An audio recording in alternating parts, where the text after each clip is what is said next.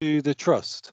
And there will be a number of people, I think, who are new in terms of the Council of Governors. Some of you are new governors, and indeed some of the non-executive directors. I think this will be your first outing with governors, although you will have been on the receiving end of some of them during the recruitment process. So I'm not proposing trying to go round and introduce everybody because there's a lot of us. But just to ask you if you could, in terms of etiquette for the meeting, if you could keep your microphone off unless you're speaking. If you want to ask a question or give a comment, you can raise your hand. And to raise your hand, it's under the reactions button. And you can click a raise hand there. There is a chat function. What I suggest is we try to minimize use of that. But again, if you can't raise your hand and you've got a particular question or comment, do stick it into the chat bar and I'll do my best to make sure we get that picked up as well. I know colleagues will keep an eye open for anybody that I miss. And I think if I could ask you, when you do speak, if you could just introduce yourself and your role, just so that we all know who you are at that stage. And as I say, you're very, very welcome to this meeting. I should acknowledge that unfortunately, as you have discovered just yesterday, we had to take the decision to move to a virtual meeting for the council. In fact, it's to do with the prevalence of COVID once again. You may be aware that we were able to make a judgment call to do the board of directors last week in person on Tuesday, but the state of the numbers has significantly shifted since then, and it was felt by my executive colleagues advised that it was just too risky for us to meet in person. So I appreciate that that is both disappointing in terms of us not meeting, and also frustrating when you just get 24 hours notice of it as well. But I hope that you understand that it was taken in the best with safety in mind, and it certainly doesn't go against my determination for us to get back to meeting in public and to getting new governors able to be out into our services again safely. I'm sure that as we go through the meeting there'll be mentions of COVID, but I just wanted to say that as a headline. So if we can move on then to our agenda, and in terms of apologies for absence, Lucy will hold a record of those. As I say, there are quite a few, both in terms of governors and indeed across the executives and non-executives for this meeting. And I'm afraid a good number of them are indeed health related. So let's just acknowledge that. So are there any specific declarations of interest in relation to today's meeting? If I just pause just to see if anybody needs to put a hand up for a declaration of interest. I don't think there will be on today's agenda, to be honest. So I'm not seeing any hands going up. So that's okay. Graham, sorry, Graham, you have got a hand up. It's not particularly anything to do with interest, but I do have a student that would like to sit in, if that's okay, a student nurse that is actually currently working on my ward. It's absolutely fine, Graham. This is a public meeting, so they won't be able to chip in. That's all I'd say. No, that's but fine. They're very welcome, and I hope it's a useful experience for them. Thanks for letting us know. Okay. In which case, let's move on to the minutes of the January meeting. Can I first ask if you are content to receive these as an accurate record? Jim, you have a hand up. Yes, thank you, Paul. It might seem a small point, but on page 1, under welcome and introductions, we had the news that Becky Cassidy was moving on. She thanked us, but I'd like you to know we also thanked her, Paul, because she had given great service. Some of the governors, longer serving governors, will really appreciate what Becky did. And if perhaps we can have the minutes amended to show that we did thank her. And we also thanked Steve Banks for his service, very important service, actually, linking the board, the non-execs, with the Council of Governors during his time with us. So thank you for that. Thanks, Jim. Yes, and it's not a retrospective thanks. Those were done at the time. So I think that's a sensible amendment. So with that amendment, could you give me an indication, colleagues, if you're content to agree that those minutes are an accurate record? You can do that by giving me a thumbs up or a wave, or sticking something in the chat bar if you've not got your camera on. Great, thanks very much. And if we move then, if we can, to the action log, and that the action log is, the items on the action log are complete there.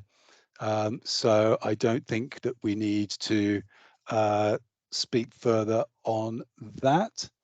So Jim, let me invite you to speak to your lead governor report. Over to you, Jim.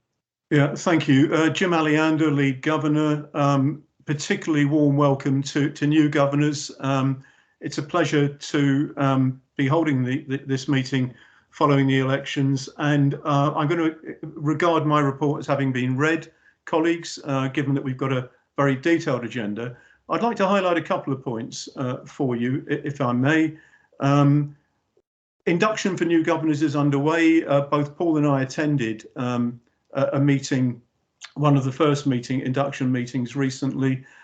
We've also had the pleasure of an informal meeting with the new non-exec directors. Thank you for that.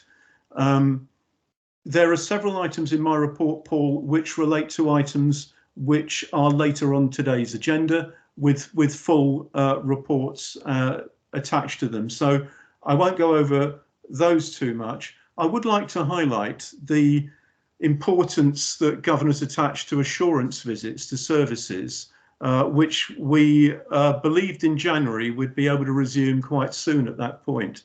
I think we fully appreciate, and my remark is for John and the execs as well, we fully appreciate the need for controls at difficult times. But if I say that we would be very keen to undertake that part of our duties, I'm sure you'll accept that point as a point of enthusiasm rather than anything else. I'd also highlight, we'll be hearing more later in the meeting about the imminence of the integrated care services and links with other services, that in the lead governor role, I am still maintaining the link initially established last year with Sherwood Forest Foundation Trust lead governor, as reported there, and recently had a first informal online meeting with Debbie Abrams at the Lincolnshire Partnership Foundation Trust. I think there'll be more of those in future and more opportunities for governors to contribute to them. We await with interest our first contact with the Care Quality Commission, well led, tomorrow, and I will send an informal note round in due course as to how that meeting went. At that point, I'll leave it at that. I see Graham is there with a question. Graham, do you want to come in? No, I don't have a question. I think it's an old. I think it's an old hand. An old hand Fine. that's showing. It's not showing and so on my screen. I'd welcome questions or comments about the report. Yes, thanks, Jim. Is an old hand. Thanks, Jim. It's worth just noting that John had. John, I'll let you come in and speak, John, instead of just working on the chat bar. John. Yeah, thanks. Thanks, Jim. No, just to say, I know I can update it when we come onto my report, but people will be aware that the tricky period we're in with regard to the pandemic once again, and we are genuinely disappointed about having to stand down so many things.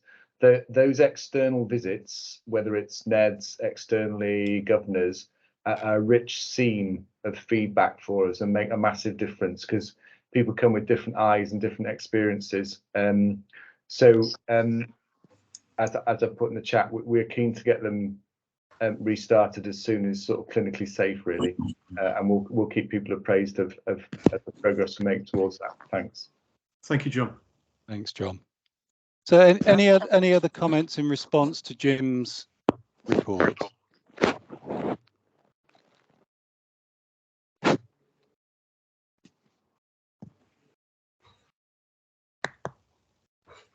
Okay, I'm not seeing any hands going up. Jim, as you said, a number of items that you referenced are actually substantive items in themselves as we move through the paper, and I'm sure you'll contribute in with a lead governor perspective on a number of those as we go.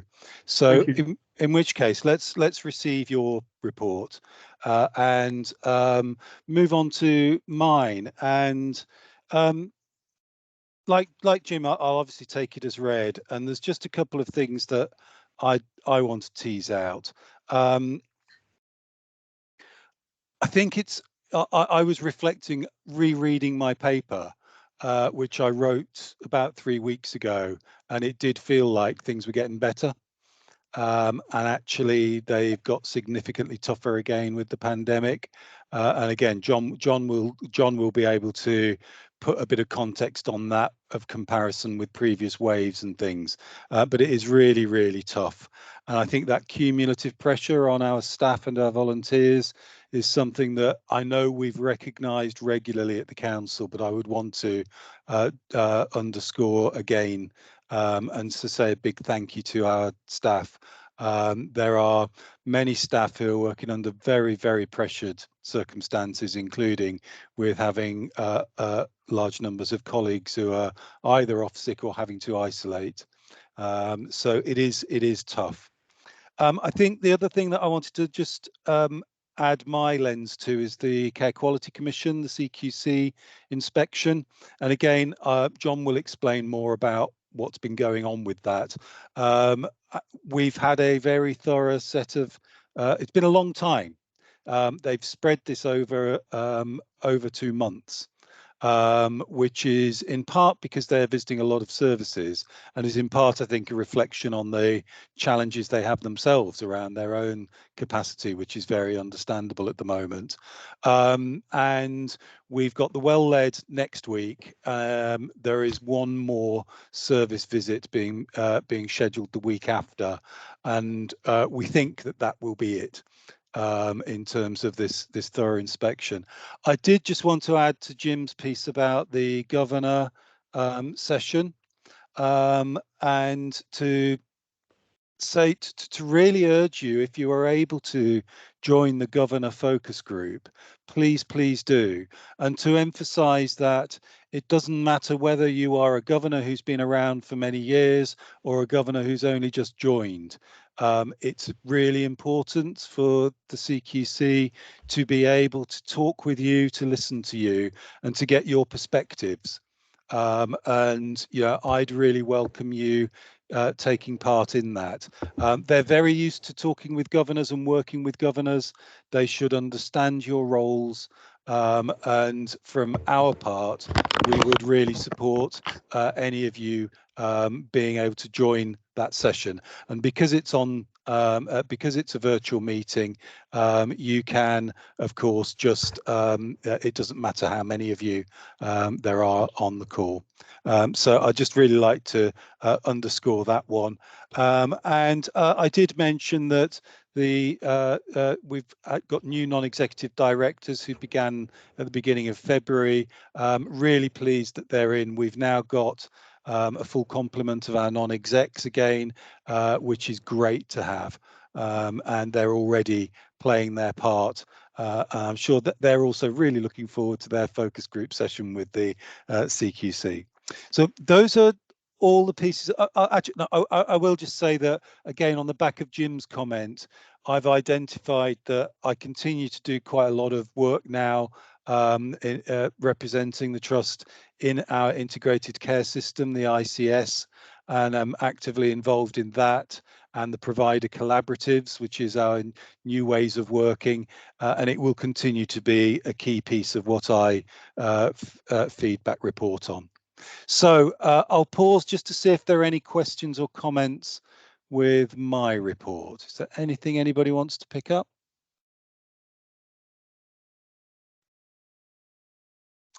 In which case, let's move, John, to the Chief Executive's report, please, and I'll hand across to you.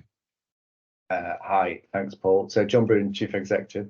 Nice to meet you all, and very warm welcome to all our new governors. Unlike Paul, mine was written about 3 hours ago and it's still out of date. Just to emphasise how quickly things are moving on at the moment. I'll take the report as read, but I'll just I'll do a pandemic update. I'll pick 1 or 2 bits out, and then happy to take questions or comment. Noting that a couple of things on the agenda are actually in the a couple of things in my report are on the agenda later. But the most important one of those is the staff survey. So where are we with the pandemic? So I think we're just about at the peak and might be just a bit past the latest peak of what probably is the so-called BA variant of Omicron, which those of you that may have had it is knocking some people for 6. Not critically ill like back in wave 1, but really taking the wind out of people's sails for a good week, 2 weeks. So I've got a couple of execs, a couple of deputies off at the moment, and it's really sort of thinning us out. So, you know, multiply that over hundreds of teams, plus the isolation. And we in the last couple of weeks, we've had as much challenge across all our staffing as we've ever had during the pandemic. It's been that tricky.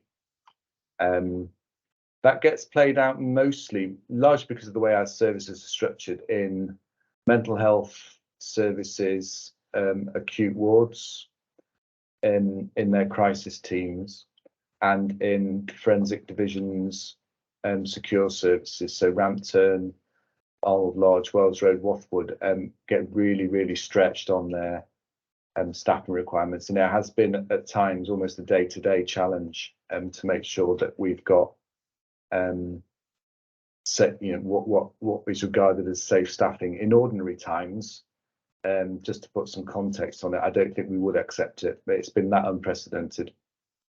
The number of outbreaks we've currently got isn't quite at the peak that it was a few months ago, but it's the impact on staff numbers that's been the highest. So at times we've had 11-12% of people off out of the organisation. That's a combination of ordinary absence plus COVID illness plus COVID isolation. I think as of yesterday, we were back down to 8.5. So you can see that we are just about past the peak, but there are still some real hot spots. Of course, that plays into the mitigations that we put in, both in terms of the staff that are there. And once again, it's so important to acknowledge the tremendous effort that right across, not just clinical, but corporate support services too, and keeping the show on the road.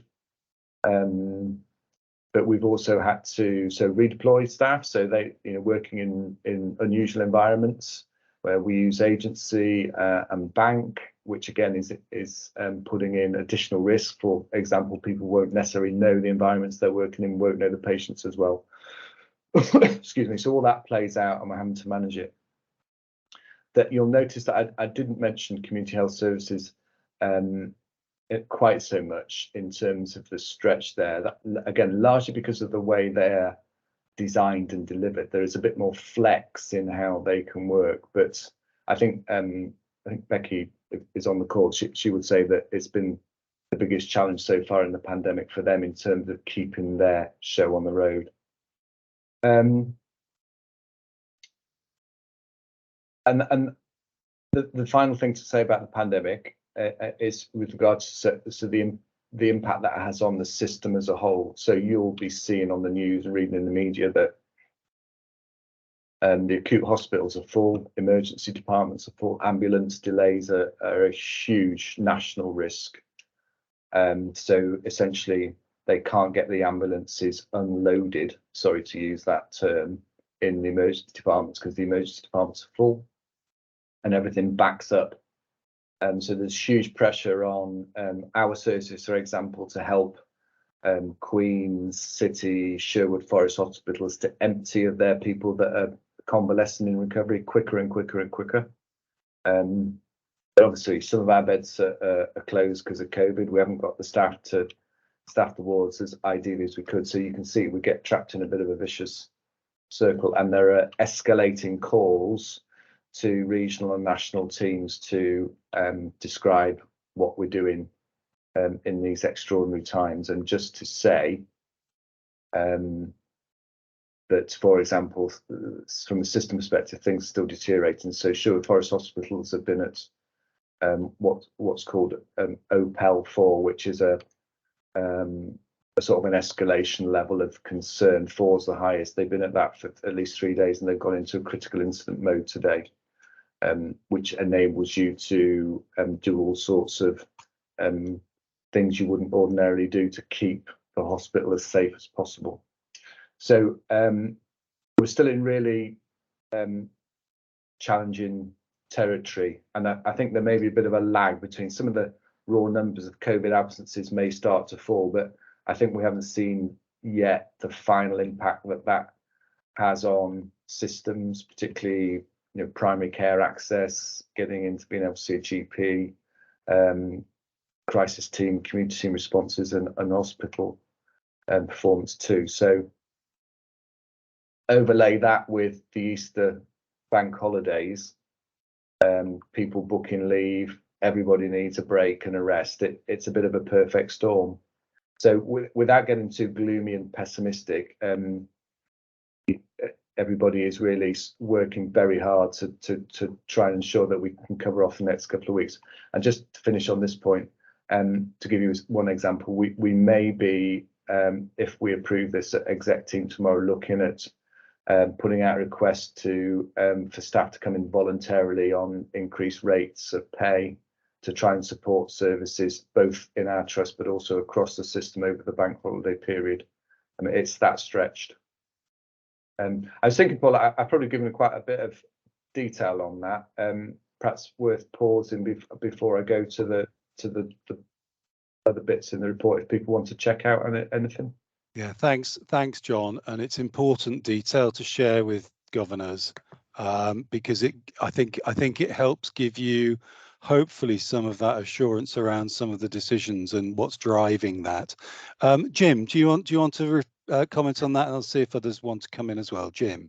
Yeah. Thanks very much, John. As always, your full report is wide-ranging, but I have to say very clear, and in this area quite concerning, as you've expressed it.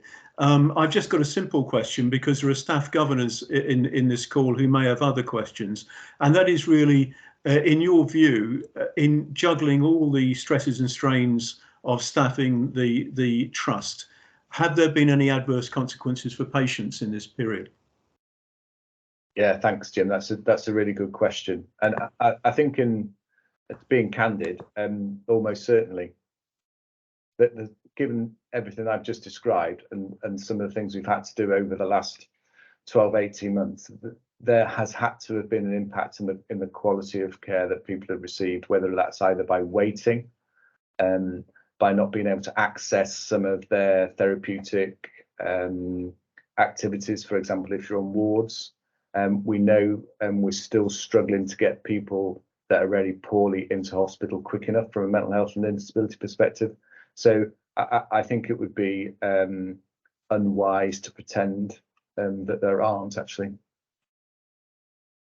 Thanks, John. I've got Graham and then Malcolm. And could I ask you just to introduce yourselves so that everybody on the call knows who you are as you come in with your question or comment. Graham, you first, please. Hi, yes, just to reiterate what you've been saying, John, about the difficulties we've had. Obviously, I'm ward-based. I'm a staff governor that works on a male ward at Rampton Hospital. I think we've managed to diversify. I think we've managed to fill those voids. I know that obviously some of the Psychology work's been missing because of it, but certainly from a ward point of view, we've tried to diversify, brought resources in from other areas that have done things on the ward that we might not go off. But yeah, I think, to be fair, we've coped really, really well in a period of time that's unprecedented, really. Thanks, Graham. It's a really useful having that perspective, and I think it absolutely is a fair one. Malcolm. Thanks, Paul. Yeah, I'd just like to echo everything. I'm Malcolm Street, healthcare assistant for Basset Lower Agent Care Service, Community Services Division, and for us, it's been difficult. Staff have been off. We're already short-staffed, and I know everybody's trying to recruit more staff. For us, I think in my division, everybody has gone that little bit extra. So they've worked an extra half hour, just to make sure patients are seen to. I've supported district nursing teams in Mansfield and Newark and Kirkby and Ashfield, and when you talk to them, they're under the cosh a bit with staffing levels and unprecedented demand on their time and services. And I think everybody listening to Graham and having visited there, staff throughout Notts Healthcare have worked really hard to keep the thing going and just go the extra and then some. Yeah, thanks, Malcolm. And again, I appreciate you bringing a staff perspective on that hopefully helps underscore what John and others have been saying. Anything else on the piece about about COVID before we ask John to move on to his next piece? Take us on, John, because there are one or two other things that have been coming across your desk. Yeah, so thank you.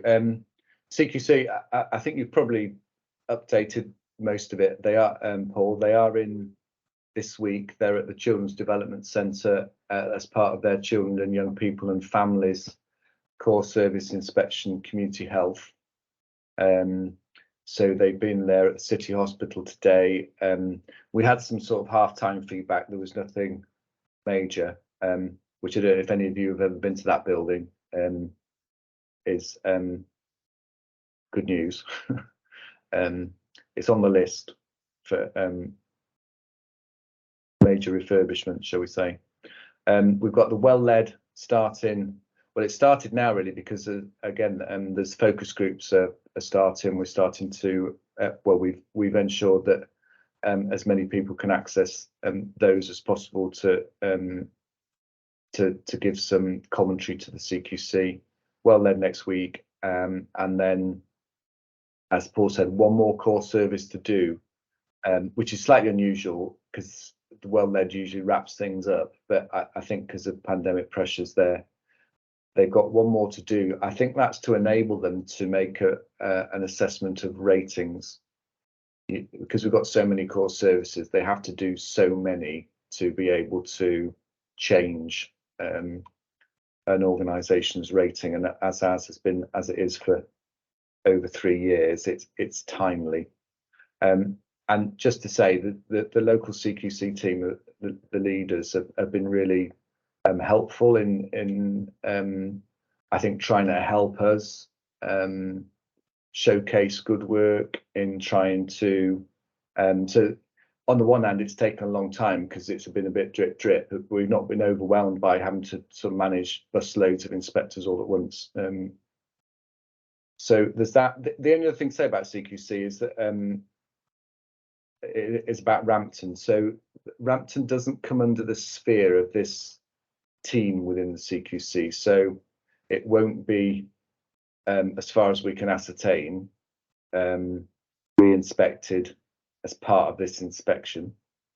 But having said that, the CQC team that is in charge of high secure service inspections has committed to reviewing and re-inspecting all 3 of them during this year.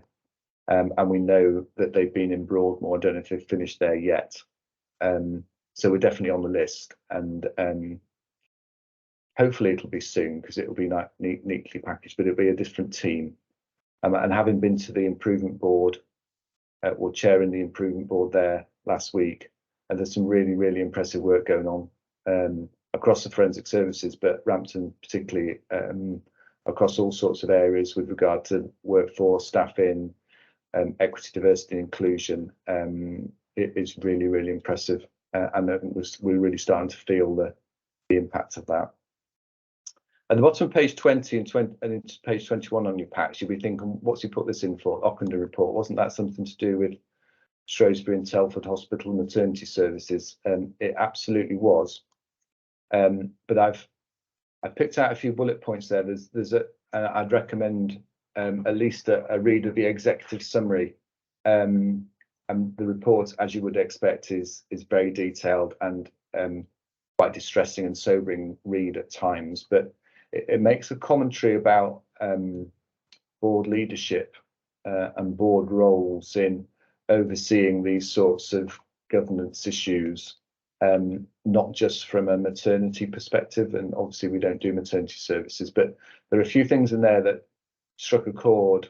I think we'll probably strike a chord with a number of you, for example, about board oversight, like I say, but routes of escalation, and checking back when escalation doesn't work, and what do we do then? How do you know? Those sorts of things. And we've committed at board to take this into a development session, because I think there's some really important learning for us organisationally on that. I'm not going to say much about staff survey, because like I say, that's on the agenda later.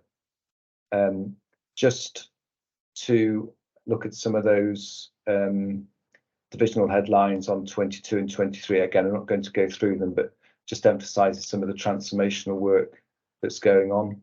I wanted to hover midway down page 23 in terms of some of the executive changes that we're seeing at the moment. You may have noticed that Chief Exec has announced his retirement end of the summer.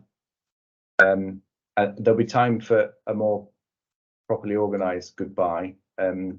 But Paul and others know that it's always been long planned, but it wasn't easy decision to make.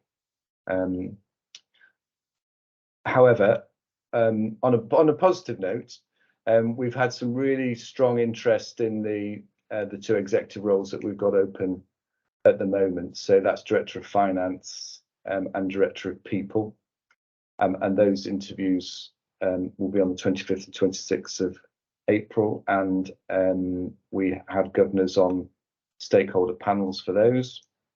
Like I say, the closing date was yesterday, and we're just sort of sifting through the applications, but I can say we've got a strong field for both, and I'm very confident that we'll be appointing some strong successors. And then within the ET update, to say goodbye to Claire Teeney, our Executive Director of People and Culture. So it was her last board, was it last week? Was it this week? Can't remember. Recently, and she will be moving to Leicester, University Hospitals, Leicester, and she'll be technically around until the end of May, but most of that will be on annual leave, so she won't be back at a council. And I just wanted to put on record a huge thanks and appreciation of what Claire's contribution has been over the last 11 or 12 years. Made a massive difference to our people and culture services. And I think probably I'll leave it there, Paul, and take the rest as read, and happy to take questions, comments. Thanks, John. And just before I open it up, I'm sure Council would want to endorse your thanks to Claire and best wishes to her. I know we made a point of that at the board meeting, but I'm sure colleagues will want to. I'm certainly not proposing to get into a thank you session around the chief executive notice. There's lots more that I'm intending to get out of John over the next few months before we start to get to a conversation saying how much we're going to miss him, although I know that we will. I think it's worth. It was important just to reference those items, but also to say that from a chair perspective, I'm not having sleepless nights over this. I think we've done some very strong work at investing in our senior teams, and we have a strong team, notwithstanding those moves. And you know, I know that individual moves have been for what I would call positive going to reasons. It's not appropriate, obviously, for me to say anything more than that, but I think I can confidently say that. And I think that that's an important message. And I know that you will be wanting to make sure that you're continuing as governors to hold us to account, regardless of who is around the table. And that's what I would want and expect. So let's open it up for comment. Julie Thorpe, you've got a hand up. Do you want to introduce yourself and bring in your question or comment, Julie? Yeah, sure. I'm Julie Thorpe. I'm a public governor for Nottinghamshire County. Question, John, is how has the trust ensured that patients and families have been informed about the CQC inspection? I'm thinking including those using services that might not have been entered by CQC. Oh, yeah, Julie, that's a really good question. So part of the communication is that we put out, we make sure that we've got strong links in to make sure that our user groups and patient groups are aware, specifically for the focus groups that are on this week. I can't remember all the different categories the CQC use, but I do know that there are patient service user family groups that we will have circulated to ensure that we've got good uptake on that. I can't give you any more detail on that, but if you need it, I'd be happy to get back to you. Okay, thanks. Thank you. And I'd add, Julie, that CQC proactively publicise that they are in trusts, and they use their own networks to publicise, including a lot of patient carer networks. So hopefully people will have had those opportunities. You raise an interesting point, Julie, about people who are in services that aren't inspected, and there are significant chunks of our staff that get really frustrated that the CQC has quite a focused view of what constitutes a core service. And there are lots of our staff who don't get opportunities to speak with the CQC and to talk about what they're proud of with their services. And I think similarly, sometimes their focus is on those specific services for patients and carers. But hopefully that helps give you a sense of how patients, carers are sought to be engaged with. Any other comments or questions for John? I've noted your comment in the chat bar, Malcolm. Okay, so in which case, thanks, John. As Jim said at the start, as ever, this is your report is always a really helpful stock take of what is going on right at this moment, and it is often a little out of date by a few days, but I think you've updated on some very current stuff for us in that report. So Jim, if we could come back to you to take us on to the issues log item, please, Jim. Yes, thanks again, Paul. I'm not going to spend too long on this item today, because if you look at it, you'll see that nearly all, well, I think all the issues raised predate the previous Council of Governors, and I suspect that's because of the amount of change we've had in the interim, with several governors leaving the council and of course are welcome to governors joining. I would like to flag for all governors, but particularly new ones, I'm informed that not every Council of Governors has an issues log like this. It's a really useful tool for governors to flag points in between our meetings where they've noticed something. I mean, John, for example, has referenced the Ockenden report today. You might wonder, as governors, what role a Council of Governors would have in services going pear-shaped like they did at Shrewsbury and Telford, and indeed alarmingly around the country. Although it's not our remit, maternity services don't seem to be having a good press.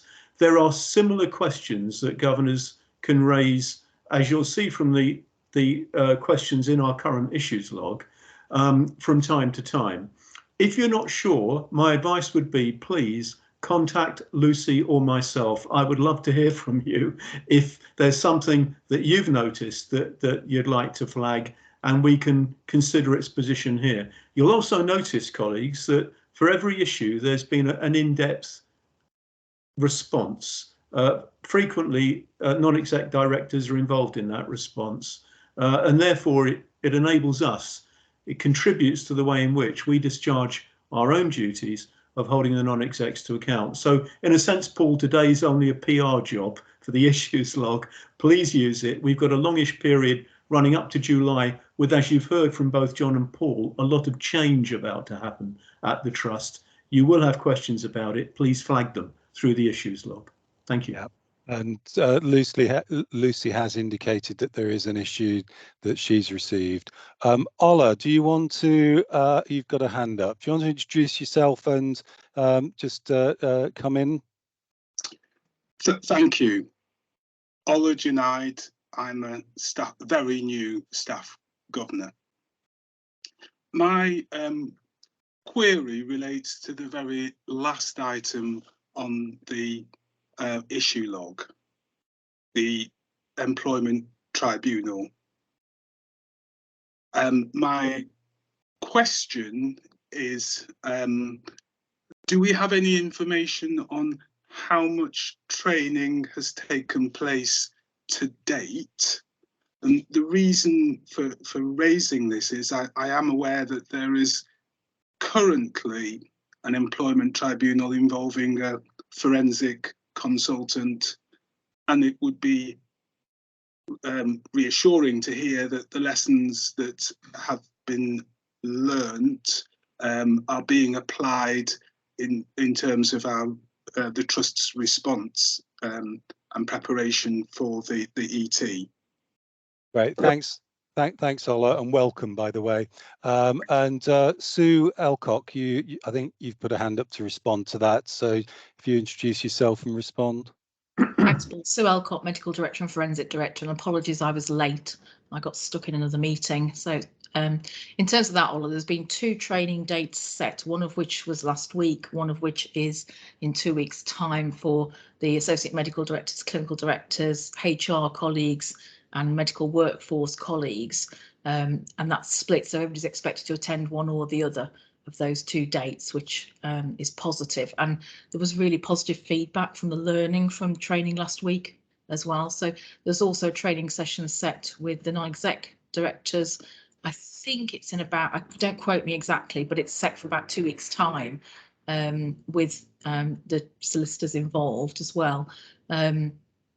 We've done board training as well already on MHPS, so I'm confident that there's quite a lot of learning and activity going on. There's also, as you may or may not be aware, because I think it went through LNC and I think it's been to Mental Health MSc as well, a learning the lessons review process that's just started being overseen by our non-exec director. I can't remember what SID stands for. Senior Independent Non-Exec Director, Manjit Darby, who has commissioned an independent review 4-hour learning, Ola, which is a part of that piece. Hopefully that gives you some sense, Ola, and I think we can obviously make sure that we keep feeding through on learning from something as significant as this. Do you want to just respond? Thank you for that. And forgive me if my next comment is a sign of my naivety at being new to being a governor. But is it appropriate that the governors are provided with some information on the outcomes of ETs that have happened, because that in a sense will give us some assurance that we're getting it right most of the time? I think we I'll just mention, see if Shirley is on, who might want to give a comment on this. I think from my perspective, certainly where there are significant lessons for us to learn, Ola, absolutely.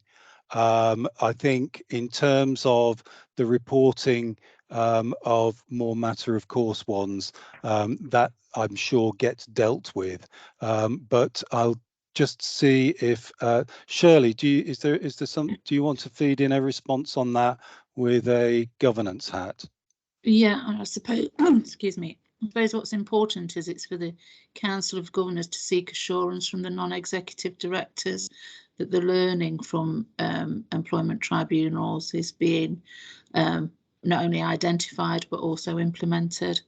So that's your role as a Council of Governors, is to seek assurance that the non-executive directors, I don't think it would be appropriate to bring all the detail to the Council of Governors, but it's the role of you to seek assurance from the non-executive directors on that.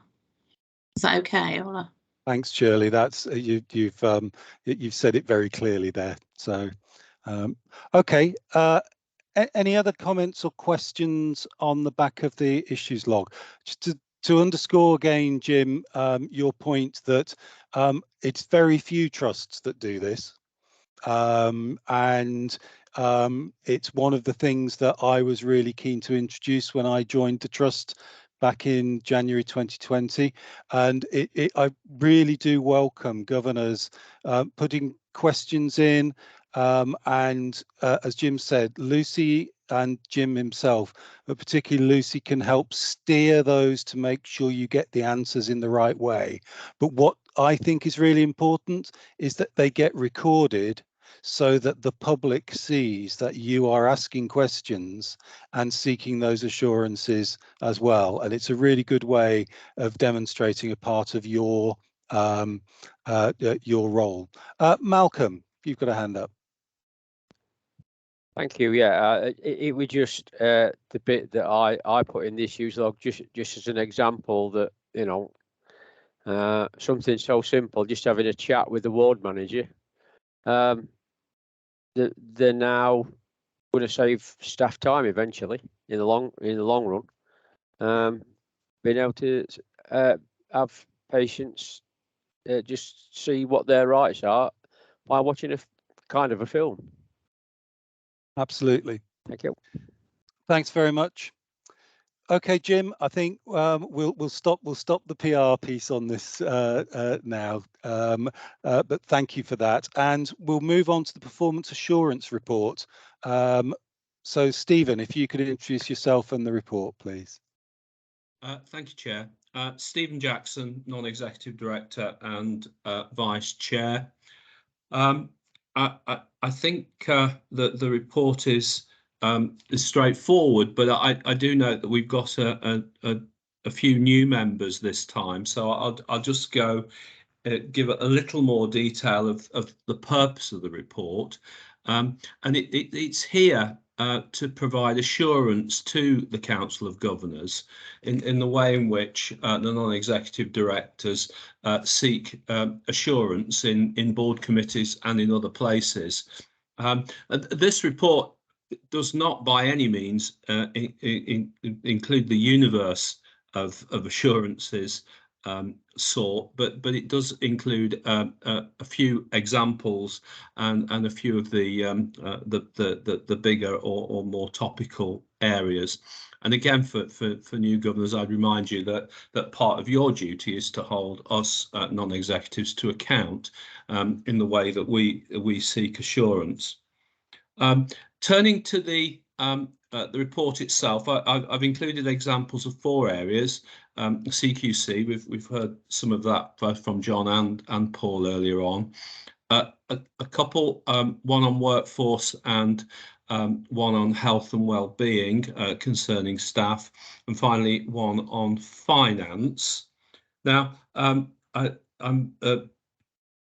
accompanied today in the meeting by other NED colleagues, and both Sue Nixon, I'm pleased to say, and Nigel Smith are both available if you want to address any questions on any of the comments, or indeed any other areas that you'd like to ask questions on. So, Paul, I'd open that up to governors to pose any questions that they might have.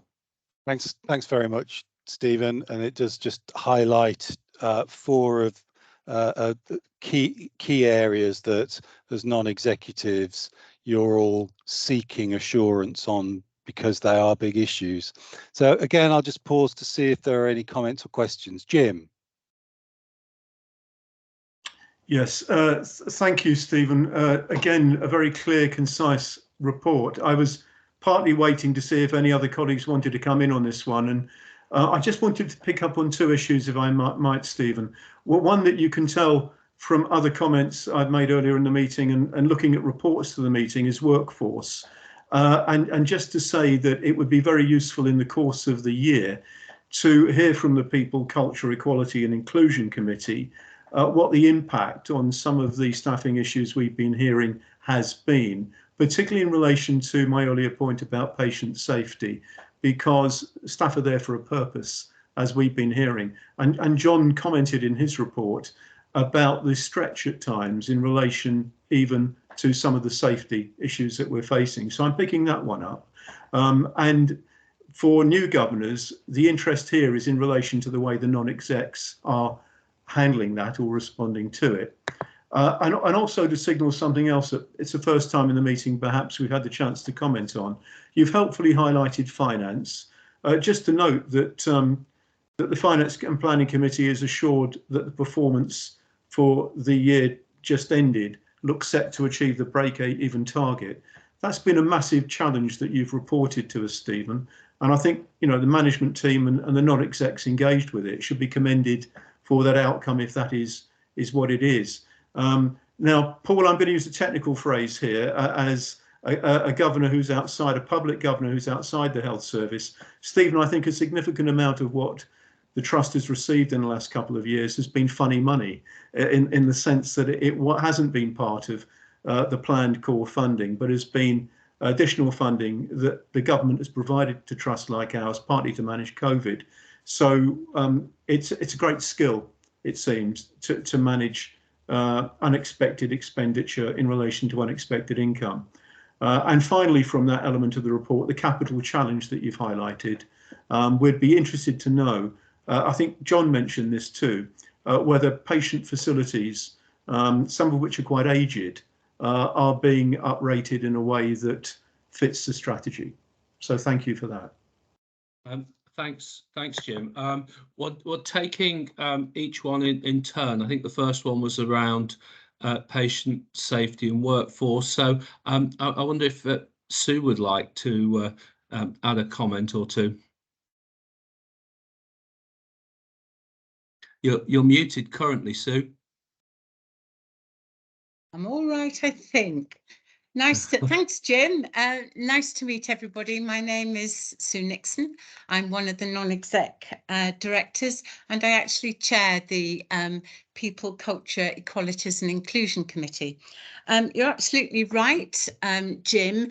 I think it would be a very helpful suggestion if at one of the governors' meetings we did bring something specific so that you could see a range of work that we do.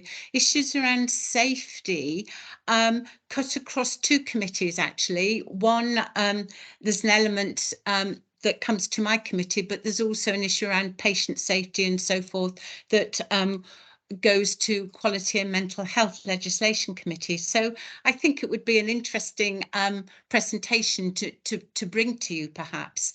I will use the opportunity to alert you that we're very mindful as a committee that the workforce, staff capability and issues all around workforce, both sickness and vacancy rate, are really of concern to us. And in fact, if you look at the business assurance framework, you will see that that's one of our highest risks. So we're not letting that go. And we're mindful that obviously with vacancies and staff sickness, there can be issues, as have been highlighted today, but we would always wish to put both patient safety and staff safety at our highest priority. I can say to you that, in fact, as suggested in the paragraph here, we are doing some investigative work on some of the numbers around sickness levels and particularly our vacancy rates to understand and gather more information to find out what's driving behind that. And in fact, as this suggests, we're expecting to have more information towards the middle of the spring period to inform a way forward for us in terms of the plan and what we can do, not only about supporting staff with sickness and vacancies, but also exploring issues around staff turnover, because it's the meld of all of these things, I think, that actually provide a composite picture, and it's needing to untackle those and untangle those. Sue, I think Sue, you're adequately demonstrating Jim's point about why it will be useful as perhaps Shirley, if we make a note for one of our joint board governor sessions, and perhaps time it once some of that work has been done on the committee, Sue, and that will be a way of then framing that conversation. So if that's okay, that's a helpful intervention. Sorry. So, Stephen, back to you in terms of just responding to Jim's other points, and to note Sally's also asked what happens when we've now the I'm going to call it the COVID, the direct COVID money rather than the funny money. I think Jim, you could say that, but I couldn't possibly comment. So Stephen, do you just want to deal with those pieces? Okay. Well, first of all, you're right in pointing out, Jim, that the achievement of the budget in the current year and is smack on the forecast is no mean achievement. I mean, bear in mind, this is not a small organisation. It's a £500 million worth of income and £500 million worth of cost. It's over 9,000 employees, 140 different locations that we operate in, and I think over 600 different service types. So that's a lot of moving parts, and that's so to land exactly is a big effort, and it takes the whole organization to achieve that. And that's not just the finance department, they're helping and chivying and working, but it's the whole management team, and that cascades through the efforts of the entire organization to achieve that. You're right in pointing out that during the period of COVID, the funding regime has changed, and additional monies were given to the trust to cope with the additional challenges, and that has been helpful. But of course, effectively it's been money in and money out, because we received money to do additional work, and we've done the additional work. But again, well controlled. So again, a great effort on top of everything else. I think where the rubber hits the road, though, now is that, and I think this was where you were going with your question, is that once that period of additional COVID funding runs out, we'll be back to the old regime of centrally set financial targets, and then having to achieve those targets. And of course, over the last 2 years, we've not had to work in that manner. So the whole organisation is having to remember how to cope with financial improvement targets, and the other thing that is new is working as a system. So the targets that are set are not specifically set to the trust, but they're about the whole of the ICS for Nottinghamshire, and so that's providing a challenge. At the moment, we're quite close to the targets, but there's still a bit more work to do. And to be fair, we've been given a bit of extra time, I think there's actually an extraordinary finance committee set in the next couple of weeks for us to go through the final detail. But it certainly won't be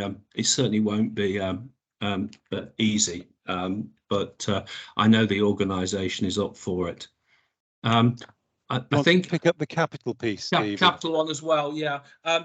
Yes.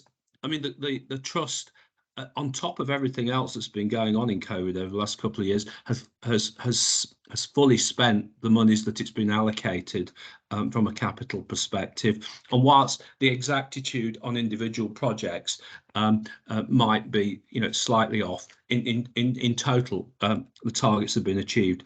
The lion's share of the money that the trust has received and spent has indeed gone into patient-facing facilities, and will indeed next year as well, as we've looked at the capital plans, and there's the example of Sherwood Oaks, which work is happily coming to a conclusion, and that's going to make a massive difference to our patients across the entire county.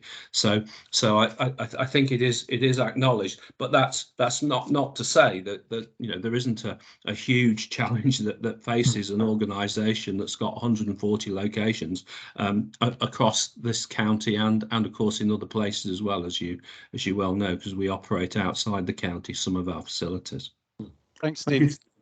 Does that help, Jim? Yes, and I hope it illustrated, for new governors in particular, the sheer scale of everything that we try to do here. Thank you both. Great. Thanks, Malcolm. Thank you. It was just a couple of quick ones, really. Mostly answered. The workforce one was a question just popped in. How are we vigorously recruiting, because everyone's struggling for staff, and the other one were the health and wellbeing. My team recently had to use or were given access to the health and wellbeing side, and that was a really good thing, the investment made in that, and one or two of us did have quite long conversations about things, and that were quite good. Well, it's it's really great to hear that it's working, and it's again a topical issue that we picked to include in the report. As regards the first, in what is an enormously challenging environment, and I don't know anyone who's listened to the radio this morning will potentially have heard how difficult it is for all kinds of businesses to recruit, and anyone who's trying to go away for Easter holidays will have found that out as well. But the trust is working extraordinarily hard to recruit. I think, as you probably are aware, Malcolm, and that's including a number of initiatives around training for the future, and indeed recruiting outside of the UK territories. So lot of effort going in, but again, it's really tough out there, and challenging for all of us. Great, thank you. I've got a hand up that is Yomi. Do you want to just introduce yourself and then bring in your question or comment? Thank you very much. Thank you very much. My name is Yomi Adeyemi. I have a background as a dual RGN RMN, and I work in the trust for quite some time. And now I manage at Insight Care Services Limited in the community. So I was so much overwhelmed, hearing all what we are saying around recruitment, being resourced, most especially around the ongoing COVID-19 pandemic. But there's something that I want to contribute, that there are so many that are still within the community that would have loved to be part of the workforce, that can work towards achieving our aim and reducing the problem that we have around the COVID-19 pandemic. But because of one thing or the other, we are seeing that such a workforce, they are not in shape, or they are not in the workforce, and it's as if like a waste of resources, a waste of human resources in that area. I could remember during the just concluded COVID-19 pandemic, we have a lot of team, that will have been in the community working, but for one thing or the other, we weren't able to maximize our potentials. So I would like us to address such an area whereby we can bring more workforce into limelight, so that they will not only look as if they are wasted, but they are contributing to how they can help, whether it's in elderly, whether it's in EMI, whether it's in one-to-one, whether it's in counseling and support services. So that's what I want to say. Thanks, Yomi, and I think it's a really good challenge around our connection with our local community, and I know that that is a part of what our workforce colleagues are looking at, and also helping people look at different career plans and actually thinking about career moves. But I think it's a point well made for us. Thank you. Thank you very much. So, Stephen, I think I'm not seeing any other hands going up. I can't see any, Paul. So thank you for that, colleagues. And hopefully that does start to give you a bit of a taste for the assurance that non-execs are seeking, and those are useful contributions to help challenge us too. So thanks for those. Let's move on to the next item, the trust strategy. John, it's back to you, I think, for this one. Yeah, thanks, Paul. I'm going to introduce it, and I've noticed there are some experts on the call that may be closer to some of the details. And I'd like to introduce Jan Sensier to the governors. Jan has joined us at the beginning of April as a able replacement for Sarah Furley as Executive Director of Partnerships. So Jan is in the background. So I usually at this point say if there's any hard questions, ask Jan. But of course, Jan wasn't involved in the development of the strategy, but she inherits the Sarah's legacy. But Craig Sharples, many of you who you know, is also on the call, that's been very close to this work. By way of introduction, I really commend this. Already I'm getting some really positive feedback, both internally and external to the trust, around the sort of the elegant simplicity of it, if you like. It's a real craft creating this sort of document that should not sit on shelves or digital shelves, because it's our guiding tracker for the next 5 years, 22 to 27. I think it's been a wonderful piece of engagement across many different sectors, people, teams, governors, service users, into the external environment.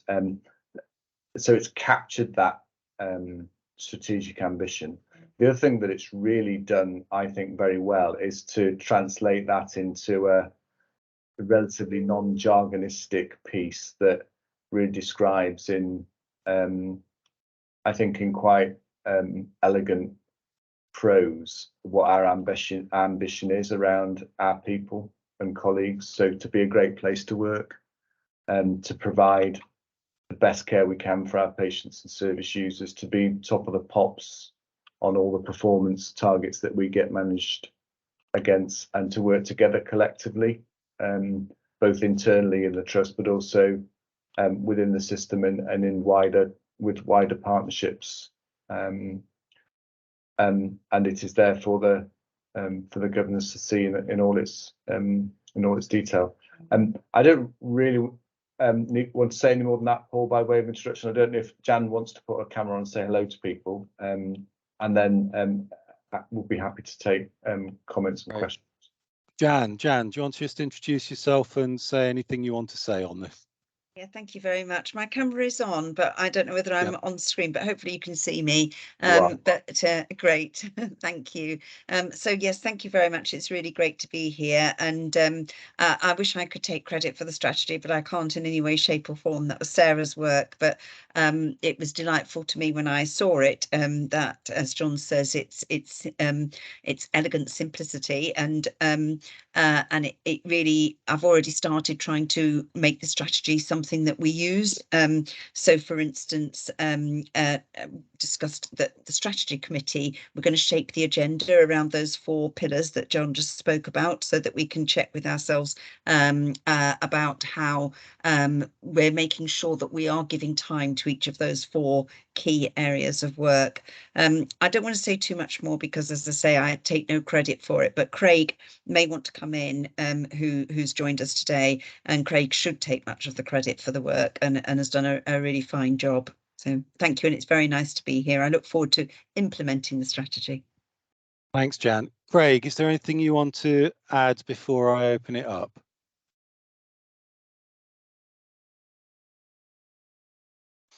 You may have a closed microphone.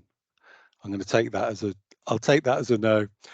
So just before I open it up, what I would like to say is that one of the comments I made at the board meeting that approved this last week was that the final version, which I think has been circulated now to all governors, if you look at the one that you've commented on previously as governors, you will see where you actually had direct impact, and a chunk of that was around the language in particular.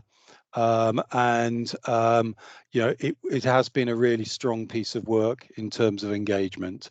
Okay, so let's just open it up if there are any comments or questions. This is one of these things where technically it's not for the governors to approve and sign it off, but it is about your assurance.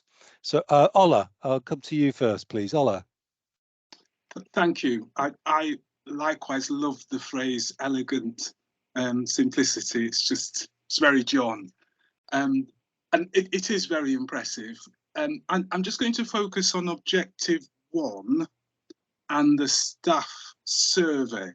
So if you are successful in achieving objective 1, what would you expect to see in terms of changes in the staff survey? John, do you want to respond to that? Yeah, great question, Ola, and really nice to see you. It's been a while.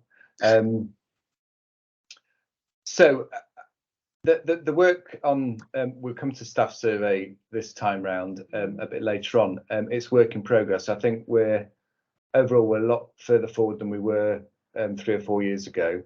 In terms of, I don't know, 3-5 years time, people would talk about Notts Healthcare as a place, a centre of excellence, a place to go, and instead of scraping around to fill vacancies, we'd have people queuing up to come and work for us. We'd have a throbbing learning and development offer for all our staff throughout the organisation, wherever they are. If they're embarking on an apprenticeship or come from work experience, we notice them. We get them on board. We get them as to join the family. Bit of a cliche, but I think there's that. But I think also there'll be a more noticeable engagement as a system partner. So whilst people will be very proud of their Notts Healthcare badges, on the other side there'll be we're part of the county integrated care partnerships, and that competitiveness I think will be hopefully less, and that there'll be a we're representing, we're ambassadors for the locations that we serve, and that's sort of flavour of hopefully where I'd like to get it to, Ola. Thanks. Thank you. I'd just add to that that I would want us, compared with other trusts, not to have just be at the bottom of the pack, but actually to be out at the front across the staff survey, and to see that across all of the different indicators. That's part of my ambition, Ola. Jim. Thank you. Yeah, yes. Again, my comment, thank you very much, John and Jan. My comment really is as much to give confidence to new governors that we have been engaged, and to thank Craig at the start of that journey. It must be 18 months ago, when a clunky, I used in the chat bar a block of stone. Actually, I think you hew them rather than hone them, but I hope Craig will forgive me for that. And another example I would pick out, I think we contributed to the idea that to say would make a difference was insufficient. It was how we would make a difference as a trust that was important, and that is captured in the phrase about delivering the highest quality. I think the question, which is an open one, and I'm happy to leave it, Paul, is how governors intersect with the strategy at various points of the journey. I think the item on the quality report that's coming up later in the agenda is one way in, actually, because we do comment on the quality report. But if the various bits of trust strategy can be brought together, and our interaction with non-execs allows us to question it, we'd like to support it. I feel for myself, there's a question that's emerging I'd like to take up with colleague governors outside the meeting, is how we would know over the next 5 years we've made a difference as a council of governors. That making a difference point is a very valid one. Thanks, Jim. And what I suggest is that we surely will have heard that and noted that, and we'll make sure that we feed back about how that governor engagement comes through in terms of the way that we are working against it, and also how we make sure that you can keep getting those assurances. Okay, Sally, I think you're next. Sally. Hi, thank you very much. I'd like to endorse what everyone else has said about that. I think it is a really good document. It's really clear, and I think it clearly sets out the vision for the trust. And it was in relation to that vision, which clearly is a very meaningful one around making a difference to the communities we serve. My slight anxiety is that I think there are communities out there that we don't know that we are actually serving them. And I think they're the people who use our universal services. I think people who use our targeted services are probably really aware of them, but I think people that use our universal services don't really engage that well. And I think, and I suppose the slight concern is that the strategy, I don't think particularly well references them. There's a good bit in the need bit about the very diverse communities we serve and the high levels of deprivation in some of our patches, and I'm not sure how well our universal services actually reflect that. So it's just that slight concern really about how the strategy will translate to those universal services. Good challenge, Sally. John? I think it's a great point, Sally. Likewise, nice to see you. It's been a while. I suppose a general comment is that we see this as being iterative, and that we'll continue to develop it and work on points like that one, which I think is really well made. We've started to look at that from a slightly different perspective, using some of our population health management and data analysis specialists. So what do I mean by that? For example, at the minute, the way some of our performance is measured is by merely counting access. Access to psychological therapies is a really good example of that. So we know, by and large, we do really well on people accessing those targets, and we do really well on the recovery rates within IAPs, improving access to psychological therapies across the county. But when you start to burrow down and start to look at it by indices of deprivation or disadvantaged groups, as Sally makes exactly the point that many of those groups are underrepresented because they may not recognise that sort of intervention. They might not be looking for it. But in the current way that we're set up, we don't take notice of that and respond.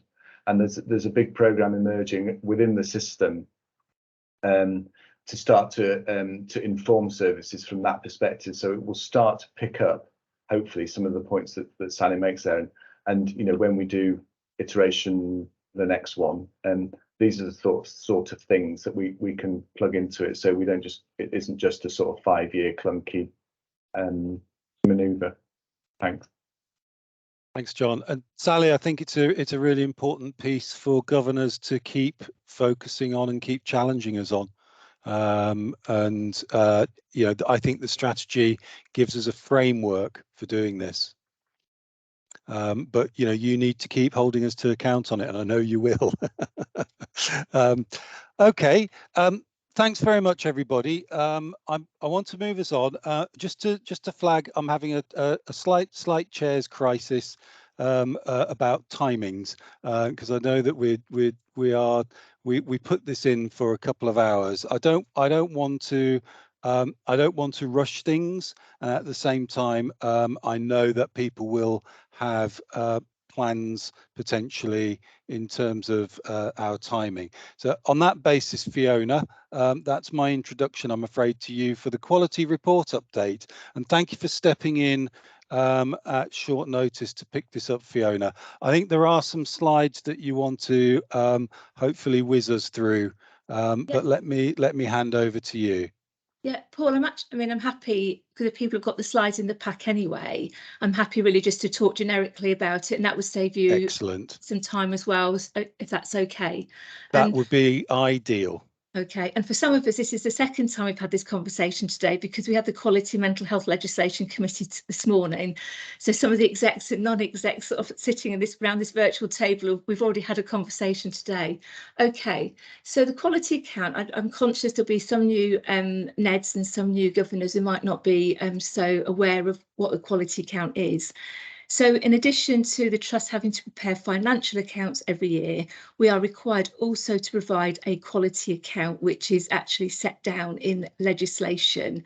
And it's been around for probably about 12, 13 years now. So every NHS provider has to produce a quality account, as do some of the independent sector as well. And we have to prepare this. And I love the words lay down or something like that, lay down to Parliament or something like that by the 30th of June, okay, this year. So Robert, who works in my team, he has the challenge of actually coordinating the pulling this quality account together.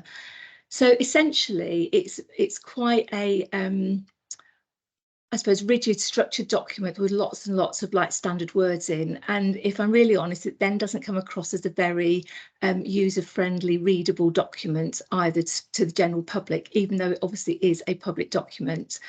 So essentially what is in it is there's a statement from the chief executive that really sort of highlights sort of like the quality achievements for the financial year, which will be obviously this time 21-22. We do a look back on those achievements of 21-22, but we also do a look forward to actually 22-23. So this time next year, we'll be getting held to account. Did we do actually what we said we were going to do in this now current financial year? We also have to do engagement with some wider stakeholders. So our commissioners of our services, Health Watch, our 2 health scrutiny committees will all provide statements to include within the quality account.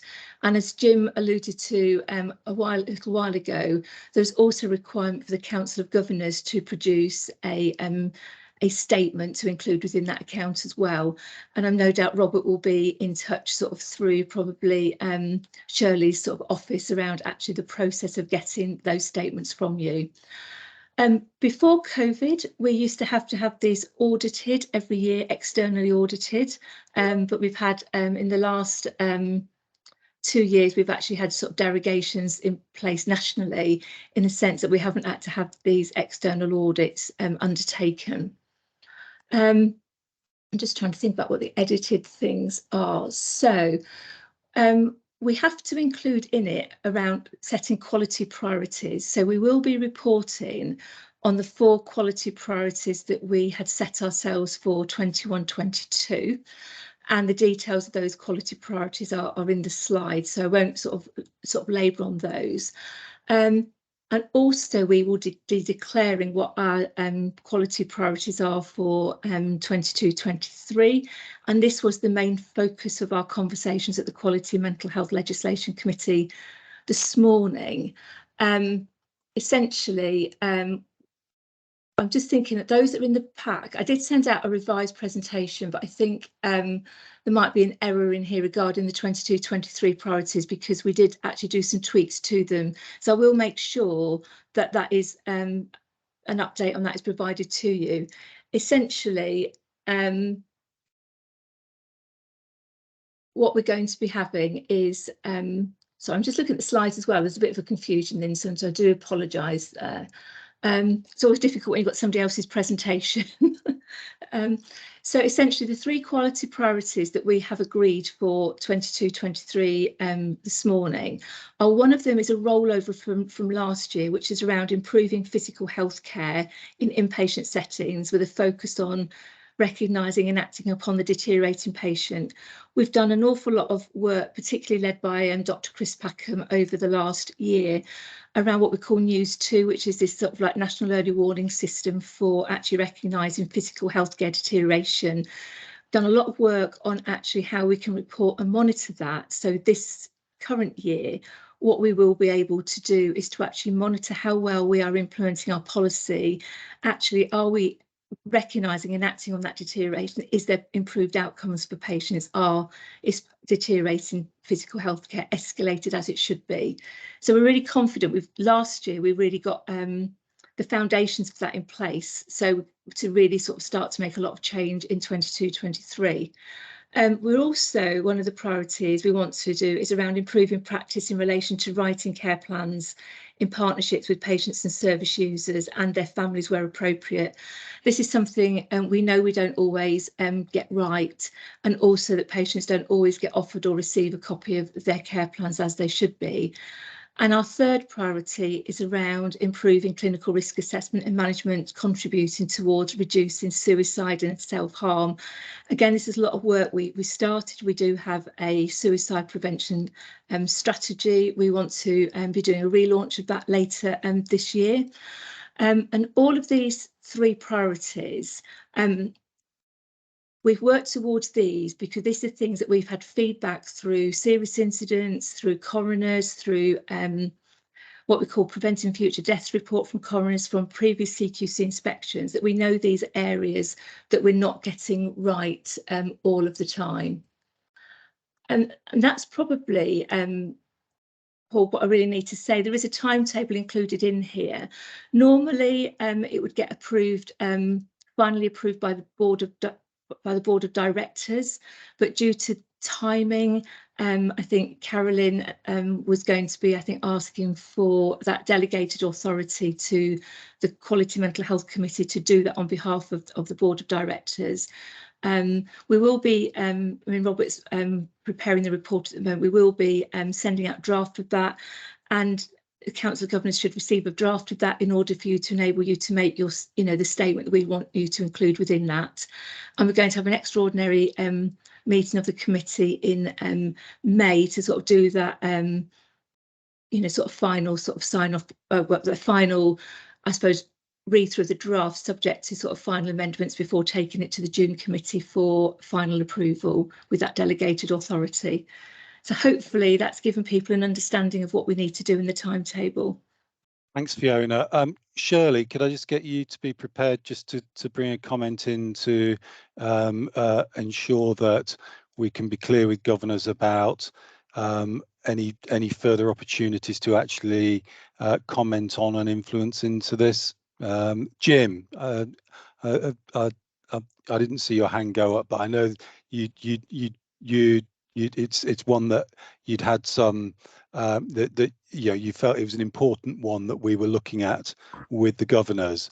I just wondered if you'd got a comment on that, and then perhaps I can bring Shirley in. Jim. Yeah. Thank you, and Fiona, thank you very much, particularly for talking to somebody else's presentation. That can't be easy. Well done. I think the priorities. My first reaction to seeing the slides set out, two things really. One is that we did make a contribution last year. It was a bit last minute, but we made it, and I think that was important for the Council of Governors to note. On the priorities, you've explained very lucidly why these are important priorities for 22-23. I really have a question about absorbing the staff one, which was there for 21-22 as core business.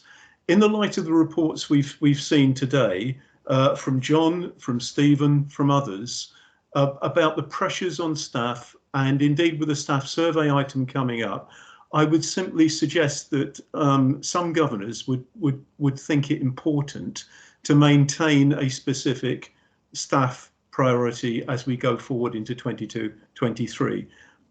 Firstly, because of the self-evident importance of that priority, which was the case in the previous year, but also because of the signal it gives to staff as to the value that's placed on them by the Trust.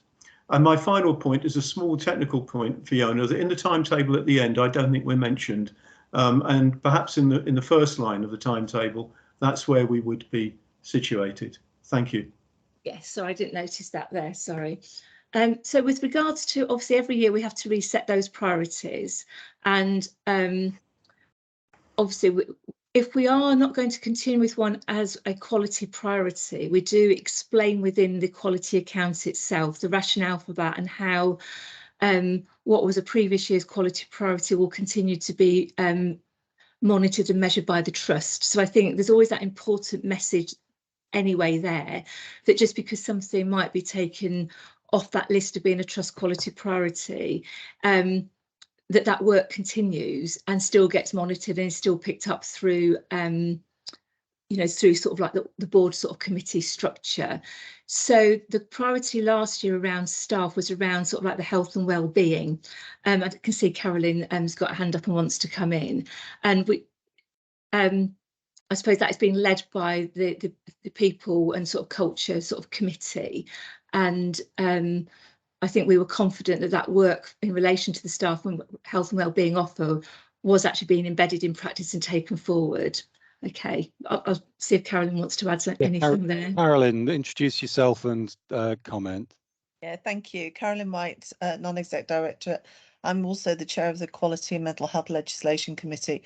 I just wanted to say, Jim, that the Quality Committee did take a paper a couple of months ago that detailed the work that had gone on relating to the quality priorities from last year, and looked in detail at how those would be embedded in our regular reporting to make sure that we didn't lose the work that has been undertaken in the previous year. And it was good to see how much work had been done despite all the challenges staff had had across the organisation.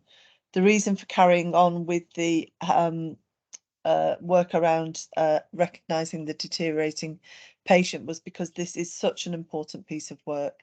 There's been a huge amount of work done in terms of policy development, training of staff, but we haven't really captured all of the work that we needed to ensure that this is truly embedded across the organisation, and so felt that that was important to roll this one across as a second for a second year. I think it's also important to say that we had a list of, I think, about 9 or 10 different quality priorities, and looked at all of those in details and distilled down to these 3 as our recommendation going forward. I just thought that might help in terms of context. Thanks, Carolyn. May I come back on that, Paul? Thank you.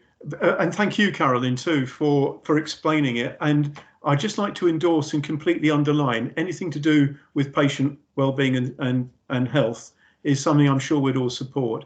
I just feel at this particular time, we had 4 priorities last year. The one I'm referring to is staff feeling valued. And I think at this exceptional time in the life of the Trust, it's a brave executive team that says we can write it up in our core business. I'm sure I've got no doubt about the commitment of the executive team and the non-execs on the board to increasing the extent to which staff feel valued in 2022-23. I just think it helps to make it explicit. But I've made my point, and it's there on the record. What we can do, fellow governors, addressing governors through this medium, is to say that when we get the formal response back, either through Fiona or through Robert, and by the way, Robert and I had a one-to-one a couple of months ago on this, which was particularly helpful. We can make our point if we wish at that particular time. It's part of the process. One of these slides tells us that the views of the Council of Governors are recorded. But I don't want to prolong the point, Paul. I'm sure that others will make a better case than I can. Thank you. No, I think, Shirley, is there anything you wanted to add about just between now and the final sign-off, where about the governor opportunities to contribute? So I think Jim's made a good point. It's here. The recommendations are set out in the presentation, and they've been through quality committee. So that's as strong as the executive and the board are recommending those to the Council of Governors. If the Council of Governors do want, consider a further one regarding staffing, then we do need to take that away and consider that. So that I would suggest we do that. And then Fiona, if you could come back, and we'll find a suitable opportunity when you can bring that back to the governors, whether it's through a steering group or a virtual Council of Governors. Right. Thanks for that. So that just, Jim, hopefully tells you that you've been heard there, and we can pick that up. Yeah. Okay. Thank you, Shirley. Any other comments on the quality report? In which case we'll move on to the staff survey results. John, I think you're going to lead on this one. I am, thank you. I'll be brief. So the paper's there with some tables. On that last page, which is page 68, I'm not sure what goes on in that big blank thing in the top corner. It's not come out on mine. I don't know if it's the same on anybody else's. So headlines, we had another increase in response rates. I think that's the 4th year in a row. We're up into the mid to high 50% response now, which is great. Over 5,000 colleagues gave us some feedback. It's the most important feedback we get, I think, organisationally. 57% puts us above average.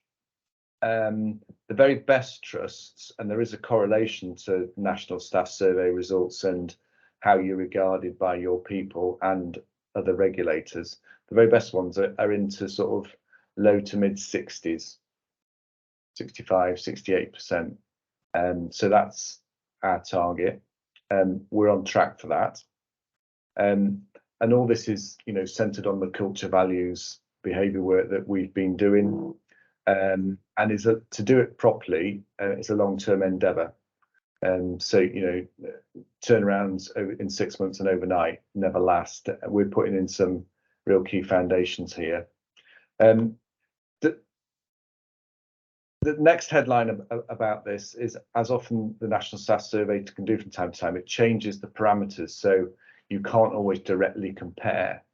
For this year, the first time, they put the 7 themes of what's called the NHS People's Promise, which is a workforce-centric 7 themes of a great place to work in terms of inclusive and compassionate. We get recognised, we get rewarded, those sorts of things. We score on those themes compared to everybody else a little bit above and a little bit below average. I would say on balance, we're probably average ballpark, which is okay to start with, but clearly not where we want to finish. A couple of things that have slipped that you'll see is around, and predictably, around morale. Recommending the organisations as a place to work or receive treatment, which is a concern because it's lower than last year. We've slipped back to sort of just below average in the pack, if you like. that isn't all pandemic related, because there's plenty of trusts that have managed not to slip back despite the same conditions. So like I say, it is concerning, and we're looking at some of the detail behind that. But equally, that's a general statement. There is, when you start to look, as we are, at some of the differentials across the divisions, that there are some different things to draw out. So in compared to ourselves, year on year, forensic division services are continuing to improve things, which is a great which is a result of the great work that the team are putting on there. So we can compare ourselves to ourselves. We can also compare ourselves to peer trusts. And we're in the Midlands region, and we're at the lower end of that table compared to the other mental health learning disability community trusts in the region. They're a tough, competitive bunch, and they're also a bunch of pretty high-performing organisations. So we're in good company there, but they're quite a good benchmark at which to set ourselves against. On page 66, there's a couple of areas of things that have improved most and reduced the most. I just wanted to finish, Paul, on an area of challenge that we've had for a number of years. That last year, you'll remember, we were one of the most improved trusts in the land, and we had some staggering improvements.